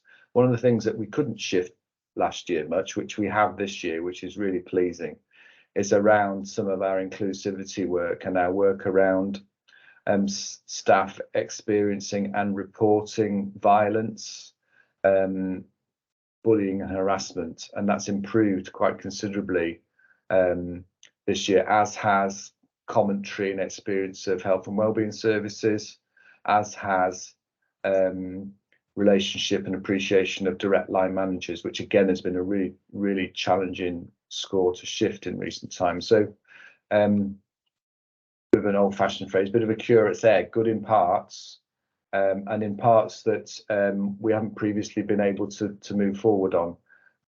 Equally, in other parts, we've slipped back a little bit. But I think overall, I'm pleased with the progress. We'll continue to focus on the really important aspects, particularly around inclusivity, include supporting staff wellbeing, but we will also put a much sharper focus on our learning and development offer for people. That's been a consistent commentary in the feedback, sort of linked to appraisals and ability to progress careers. So I'll leave it there, Paul. Thank you. Thanks, John. And just before I open it up, to say that from the board's perspective, I summarise a key question that I and colleagues would ask on this, and indeed did, was, okay, then what's the so what? And the piece of work that's being done at the moment, there's a lot of work being done on it, is the action plan that follows on the back of this, that actually says this is what we've been told and this is what we're going to be working at in this next year to improve on this.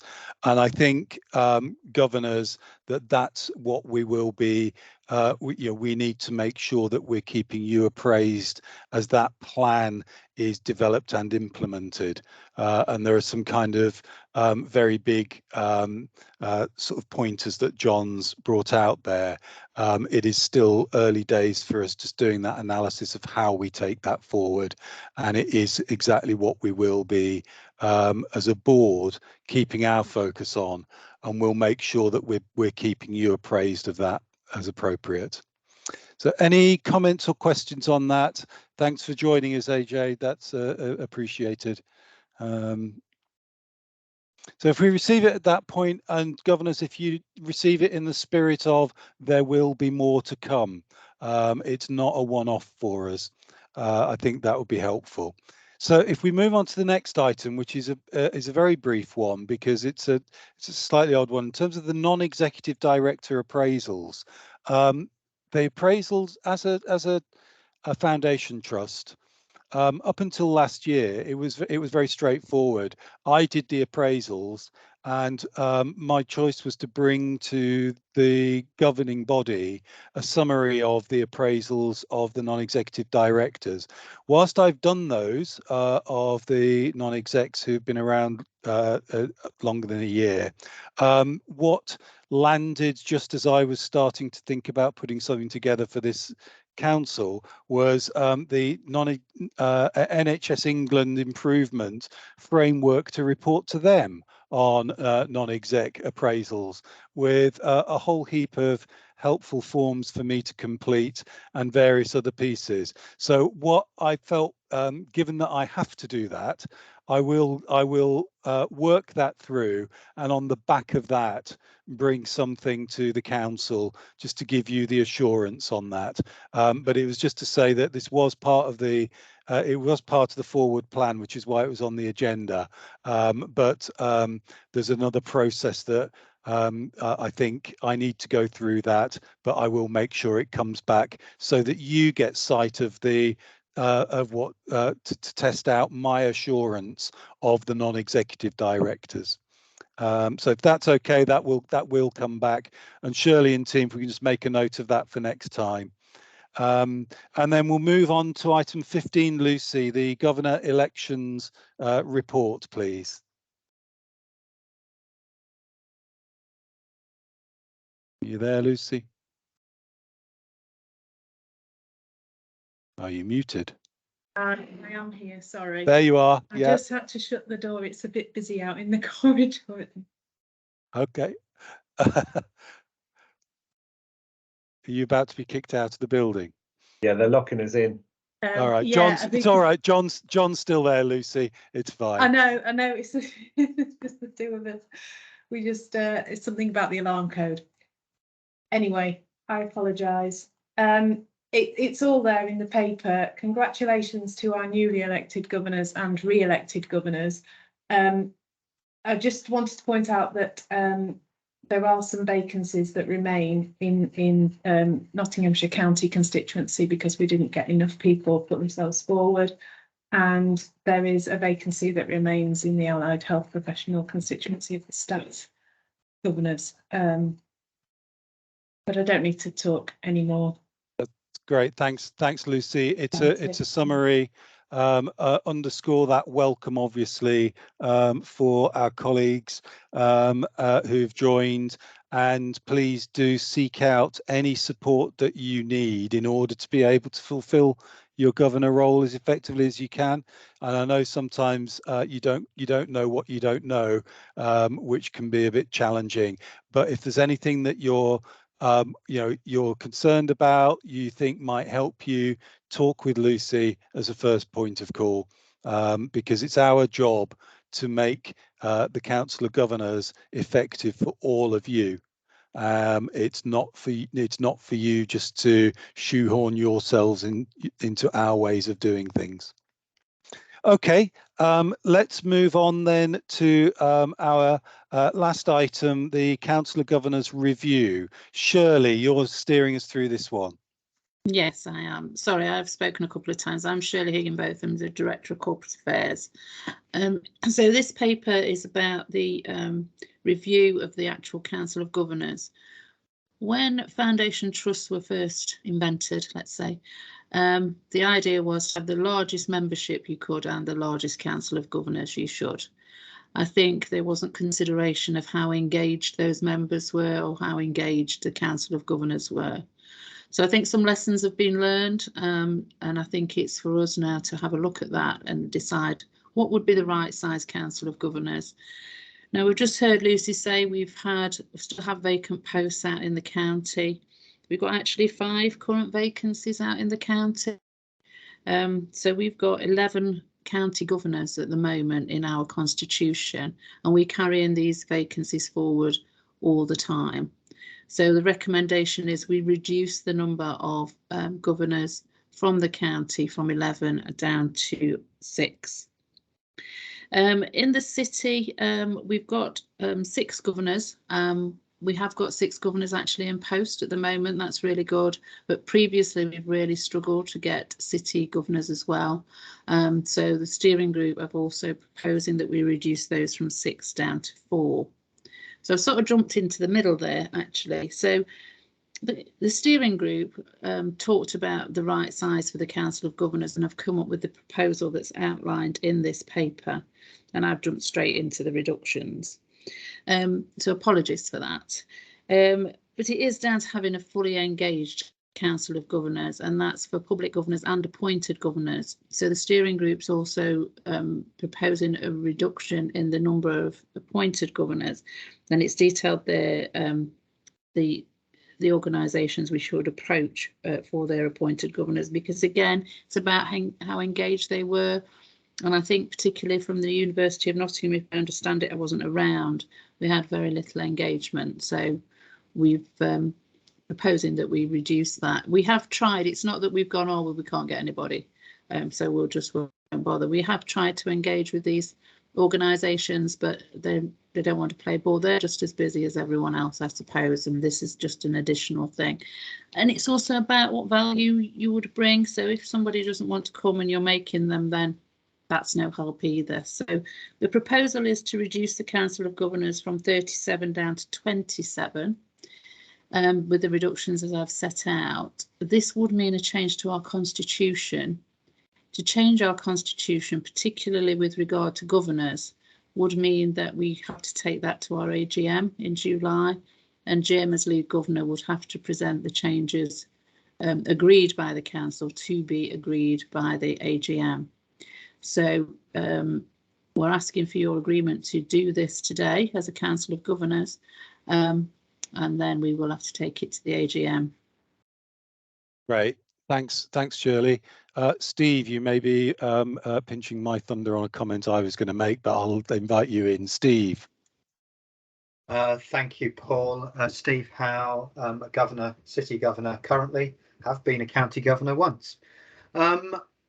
Shirley, my challenge back on this comment is that we've had 2 years of very difficult times in terms of operating as a governor, and if I was truly honest, I would suggest that doing this role has been really hard, and it's almost felt a little bit like a paper exercise. It certainly haven't been able to put the same rigour in that we do previously, and it also makes the role a little less vibrant, which means that recruiting over these past 2 years has been difficult. I am worried about cutting numbers back going forward, because having good engagement and cross engagement is really powerful. I agree completely with your comment about effective engagement, and I also agree with having and we did talk about once having no strike attendance, as in if you don't attend and you don't make a contribution, then we have the ability to be able to remap those roles. I think those things are really important, but I'm a little bit concerned about the cutting down. And similarly goes for some of the organisations that we're engaging with as well. Also, the other thing is I can't pick out from the paper what partner governors are we going out to. I can't quite see it in the paper. I might just be missing something. It says third sector organisations, 2 third sector organisations, Health Watch, University and local council. Okay, sorry, that's just me not identifying it correctly. I think those feel like good choices. So it's just that challenge back about numbers and engagement and stuff. Thanks, Steve. I absolutely agree about engagement. I think my understanding is the vacancies across the county and city were before the pandemic, so before the 2 years. So I agree with what you're saying. The last 2 years have been difficult. But my understanding is it's before then. It's they've been rarely filled. So and we can even even if we could recruit and then we go, and it will be in the constitution that if you don't come to 2 cogs then it's a strike. But that's really no help, because it's we still need to appoint. We need people who really do want to be engaged. Not that we have a stick if people aren't. So I really am behind this reducing the number of governors. I think 37 governors is a huge council of governors, and and it becomes probably even notwithstanding the last 2 years, even before that, it's very difficult in a group of 37 to have your voice heard. And some people won't speak or won't be engaged in such a large group. But I'm not saying that that's why, but it's sometimes quite interesting that people don't do that. It's okay, thank you, Shirley. I just wanted to put the challenge in. Yeah, no, that's fine. Good to hear it, Steve, and just to flag that I know that you'll be pleased that Health Watch are being given a seat. I think it's a really important connection with an organisation that connects genuinely to actually to some of that community that we were talking about earlier that we may not connect to. So I've got a few hands up. Ola, come to you first, please. Thank you. Whilst I don't object in principle to reducing the size of the governors, I do have a couple of questions really for clarity. Nottingham University is not the only university in our patch. Is there a reason why Nottingham University is the partner organisation? And the second question is there a risk that the reduction might dilute the diversity that is clearly present currently within the board? Thank you. So where it says the new one, we've just said university, so we haven't stipulated Nottingham University. Obviously there's Trent and there's another, there's others in our patch. It could do. That's for us to monitor. I think, if we're still holding 5 vacancies from the county, it depends where our diversity is from. It's for us to, when we're going out for governor elections, to make sure we're appealing to all different sectors. So I don't think it should, although if I'm honest, but it's the onus is on us to make sure we appeal to everyone across the board when we go out for governor elections. We're talking about elected posts. So it's for people to put themselves forward, and it's for us to make it as easy as possible for everyone to do that. And no governor is being stood down as well. So we know we won't directly impact on that diversity, but it's a good challenge for us around the processes for how we fill those posts. Julie, please. Thanks. I guess what I'm hearing is there'll be a loss of 9 elected posts.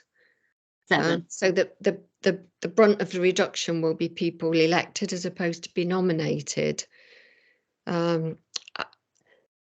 which is a little bit of a concern. But I appreciate if you can't fill the vacancies. But is there an issue around how we encourage membership so that more people understand the role of the governor and that they're able to put themselves forward? And I think also, to be honest, it's really hard at this high strategic level for often us to comment when our hearts and lived experience and learned experience is actually around the patient or the family focus. So it doesn't always feel appropriate to raise a very simple point when we're looking at very high level matters. So how can we look at that issue to include people with really valuable experience that may find it quite intimidating to sit through 2 hours of strategy and high level talk and feel that they've really got something to contribute? Yeah. Shirley, you respond to that, and then I'd like to make a comment as well. Okay. Shirley. Well, I think an important role for the governors who are in post is that engagement, Julie, absolutely, with patients and carers, and then feeding that back. Mm-hmm. So even, what you might consider a small voice, it's important that the governors hear those voices, and that's, one of the roles, and then feed that back. So the fact that we reduce the Council of Governors shouldn't have an impact on that, because really we're only reducing by the vacant posts anyway. Yeah. So it shouldn't have an impact on that. And I think there is an onus, like I've just said, about when we do go out for governor elections to do an appeal to everybody we can. And it is daunting. It is daunting to sit in a meeting like this and say something, which is why I think it's important for the governors to hear those voices and then feed that back into the organisation. And I'd just add to that, Julie, on the point I made a little while ago. it's our responsibility too to help you all get the most out of the potential. I do think your point about the membership connection is well made, and it's something that we've talked about a number of times, particularly over the last 2 years, and we need to invest more in that connectivity with membership, which I think is a part of what we need to take from that. Graham, and then Jim, and then I'm going to see if we. What I will need to do is just get a vote out of you on this one, because it's important that given the change that's being proposed. Sorry, Graham, please. Thanks, Paul. Yeah, my concern is not with reducing numbers, but actually increasing numbers in certain areas. We are, as it says in our name, healthcare. And there are just 2 nurse representatives for the entire trust. And I think we could miss out on an opportunity to increase that, but not only increase that, but as has happened quite often and has happened again, both the nurse representatives are from Rampton Hospital again. And I would look at perhaps a north-south divide so that we could perhaps have 4 nurses and elected from the north of the trust and from the south of the trust to get some diversity across our workforce. Thank you, Graham. I think it's a fair point. I think we do have to bear in mind, though, that the majority of the governors have to be public governors. So if we do increase staff governors, we have to make sure that the public governors are always there's always more of them. So we would have to leave the public governors and then increase. So we would be getting a bigger Council of Governors. So it would go up from, I don't know, we could maybe reduce the appointed, but we would need to consider what that meant for the public governors. It might be, I think it's a fair point about whether we split it. We could maybe split it north and south, so still with, you know, the staff governors we've got, or maybe how we divvy it up so it isn't always from the same place. And maybe we could look at that when we do our next governor elections. Okay. I think that I'd support us reflecting again on that piece of that, Graham. I think there are technicalities that come from if we increase some, we by definition have to increase others because of the constitutional, the statutory expectations on us. Jim, let's give you a final say on this, Jim. Yeah, and I'll be concise because of the time. I'd first of all like to thank all governors making a contribution just now. Some really powerful stuff has come through.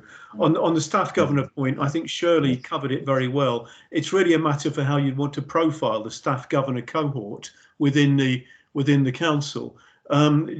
Reference has been made to the steering group, and I think for new governors, just to say, the steering group is a group that meets between councillor governor meetings. It's chaired by Paul, and it has representation from non-execs and from governors. We shape the agenda for today's meeting, but we also deal with issues like this.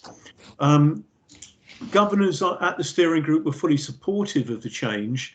The main reason being to have if you like, a more focused and fully contributing Council of Governors. Although I take Steve's point, you can't just go by the last 2 years, and we tried not to do that. We tried to look at previous performance as well, and we've also taken account of the fact that some other foundation trusts get by with an actual smaller number of governors than the one we're recommending this evening. There doesn't seem to be a relationship between performance in governance and size of a council of governors.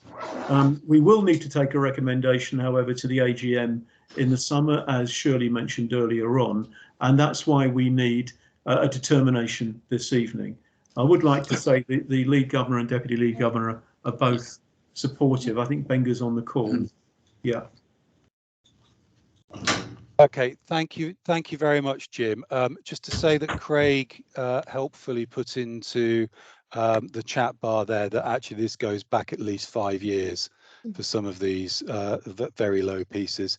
So, colleagues, what I'd like to do is just add a second recommendation. So the first one is that you're asked to approve the recommendation of the steering group to reduce the overall size of the Council of Governors from 37 to 27.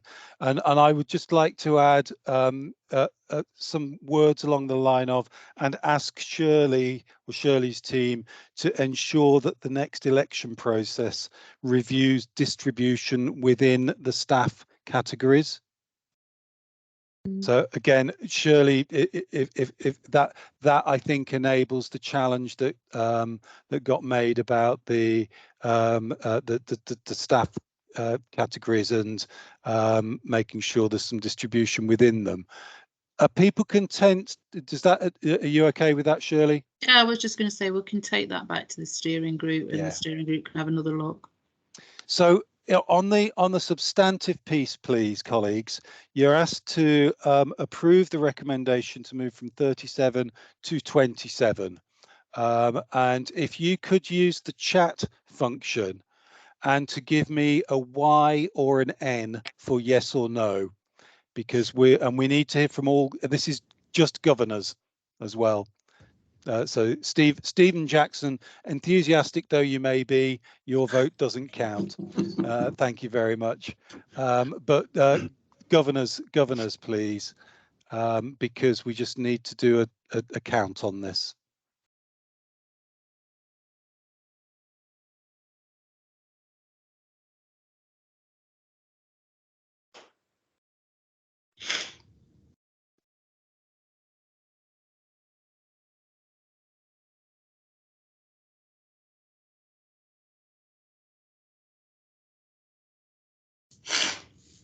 I'm seeing that as 10-1 at the moment. I think Tess, I didn't want to double count you. Jim, are you still having a hand up, or is that a legacy? It's a legacy. Apologies. Thank you. Shirley, I make that 11 yeses and 1 no. Is that everybody on the call? I'm just looking to see. They are going to take my.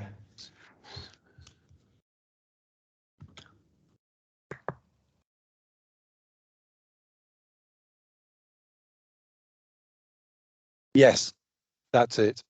Okay, thank you. Thanks, everyone. So thank you, colleagues. I think because of the conversation that we had there, and because there are some new governors here for the steering group, I think it might be helpful if we can consider how we put out something that's a bit more detailed for everybody on the back of this.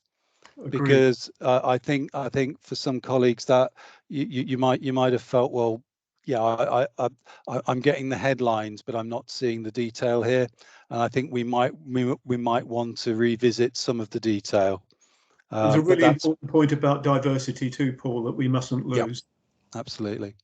Okay, thank you very much. I've had any other business notified to me, so I'm going to draw that to a close just to finish on saying to all governors, in terms of how that meeting has been for you, please do take the opportunity to feed back to Lucy and to Jim as lead governor, whatever your experience was of that.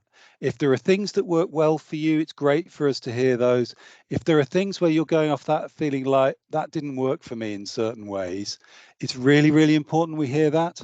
And you can say that direct to Lucy, or you can say that direct to Jim, and either route will get that back to the steering group, and we can keep on thinking on that. So please do. I do hope it has been good for you, and if there are any parts that it feels like it hasn't, please do feedback on that. It's really important. So apologies, I've let it overrun by 11 minutes there, but I really appreciate your time this evening, and thank you very much. Have a good rest of your evening, folks.